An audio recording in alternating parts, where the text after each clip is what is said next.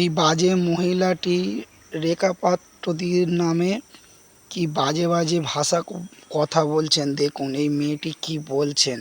আজকে দেখে আপনারা অবাক হয়ে যাবেন যে এই মেয়েটির মধ্যে এমন কি আছে যে আজকের পাত্র যে লোকের দাঁড়ে দাঁড়ে যাচ্ছে বোঝাতে, একটা বিধায়ক, সন্দেশকালীর বিধায়ক রেখা পাত্র এই 12টা নাং নিয়ে বাড়িতে বাড়িতে যাচ্ছে রেখা পাত্র বুঝিয়ে দিতে। রেখা পাত্র নিজেই বোঝাতে পারছে না নিজে বুঝতে পারছে সেটা ভেবে দেখেছো? ওই রেখা পাত্র আমার মতন মূর্খচুদি, যা এক কলম লেখা নেই আমার পেটে, যেমন ওই রেখা পাত্রর পেটে নেই, সেই রেখা পাত্র যাচ্ছে লোকের বাড়িতে বাড়িতে বোঝাতে।